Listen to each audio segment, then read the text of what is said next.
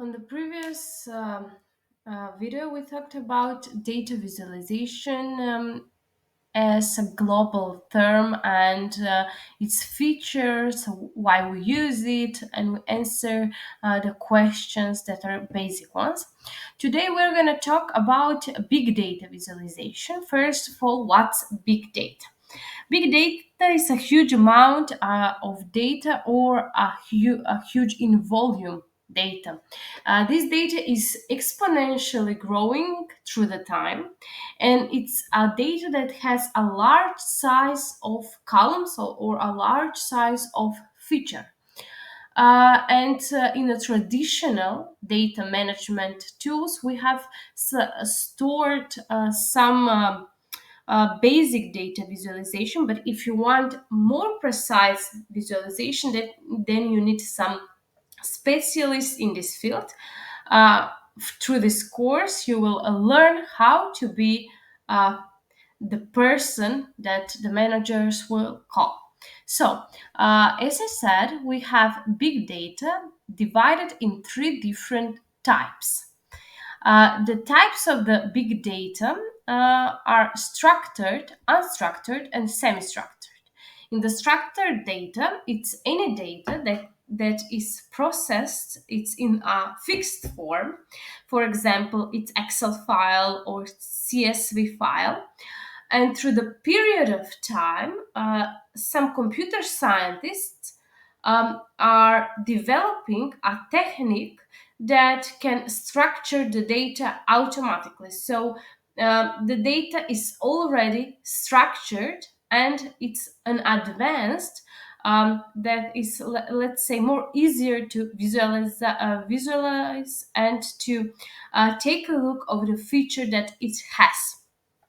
A second unstructured data, it's data that it's let's say from a Google search getting. So the company doesn't know the feature of the data. They are unknown. In addition, the size of the data is huge. For example, Google searches for a customer through the day, or let's say the search of rivers in the earth, or some product, and it's like huge amount of data that you can extract, but it's not yet structured. So we need firstly to structure that data.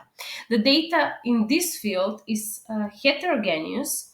It has different types of feature, a combination of simple text forms and some images or videos, and it's our let's say our freedom what to choose to be used. So some of the data scientists or some of the data analytics and specialists in data uh, visualization and analytics will choose image and then provide a description for the images. Some others will choose the video and take a look and capture the significant part of it.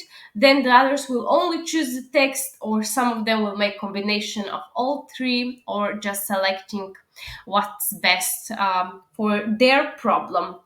What's in the unstructured data is that this data should be firstly pre-processed. So it takes time to, let's say, crawl the data, get all the data that we need. Here for Google, Twitter, or some social networks like Facebook, we need some, there is protection, we need some keys, we need some permits, or there are some certificates that needs to be satisfied. So it's a long term for getting this data out. Something in the middle is semi-structured data, can contain both. So we are having our so let's say we are some manager of some firm that has a shoe production, and we have data from the stores available, from the sales system, and then we have data from our Facebook account, and reviews from our customers. Both collected data are semi-structured data together in one table, let's say. The characteristic of the big data are divided in four different, let's say, parts. The first one is the volume, the name of the big data. It's related immediately to the volume of the data. So it's the size of the data. And this is a crucial role when it comes to data analytics. So when you have more amount of data, then it's even more chaotic. The volume is just one characteristic which needs to be considered while dealing with this type of big data, big amount of data. Variety is the next aspect of big data. Refers to the heterogeneous sources. So, as I said, we have unstructured and structured data. So, during earlier days, we had just spreadsheets, databases, or now we're having more, let's say, with the social media, we have more applications to be considered. So we have photos, emails, Instagram, Facebook, Viber, WhatsApp, etc., etc., that needs to be considered in the data as type of data that needs to be seen and analyzed. Velocity is the term that refers to the speed of generating the data. So in velocity, we have in the big data, we need time to pre-process the data, to generate the data, and at the end to visualize it. Um, as fourth and last characteristic, we have variability. So it's the inconsistency which can be shown by the data at times. So in one time we have 5 reviews, in other time we have 0 reviews. For example, in July we don't have a big sale of shoes. On Christmas, uh, at the end of December, we have a big amount of shoes sold at that time. So we have variability of the data. It's not always the same. We have outliers, or are there outliers? It's part of our interests and questions that we need to answer. So, what are the advantages if we make big data visualizations? We can utilize some of the questions, and we can utilize some outside intelligence while taking decisions. We can improve our customer service while making some fine tune on the business strategies. We can identify if we have some risk of some product or service. We can make some better operational efficiency. Um, Also, as a big question here is that we can enable decision. Like I said, we can understand the data. We can make a decision of taking risk or avoiding risk. We can capture trends. We can use it to operate with the technique. So we can make um, we can recognize informations that lead us to a given trends. We can reveal patterns. That means that we can identify correlations and unexpected connections that could not be found with specific questions. Now, as type of visualization, as we said for the in the previous video, we have charts.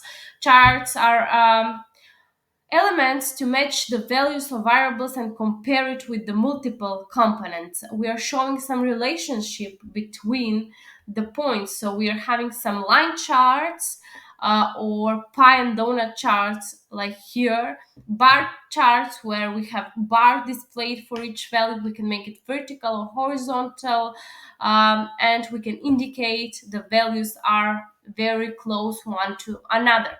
As the second is the plots. The plots can be we can have 2D and 3D system. It can be scatter plots, shows the mutual variation of two data items,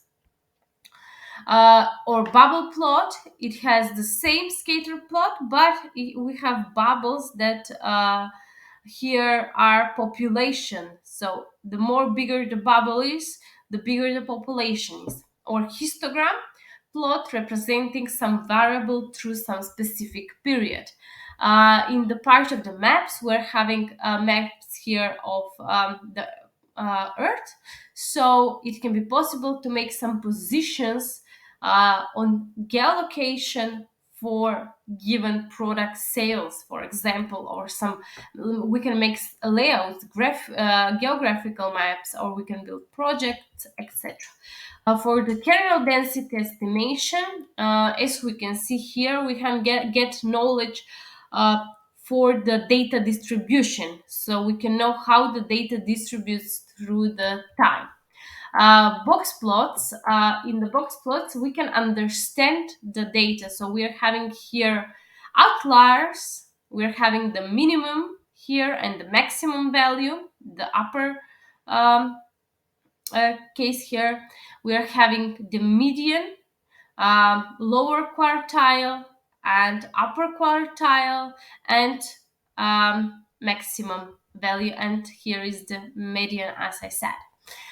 So through the box plots, we can see what's the mean value, what's the outlier of the given variables. Word cloud. Clouds are a representation of most frequent words. The one that pop out are the most frequent, and the other that are smaller words are, let's say, not so frequent in the text appearing. You can use this in some processing of text, reviews, comments, etc. Correlation metrics are used when we make some summarizing of the data. So we are having some input and output values, and we are making analytics of how this data is correlated, or are these two columns having some relationship, are they dependence one to another.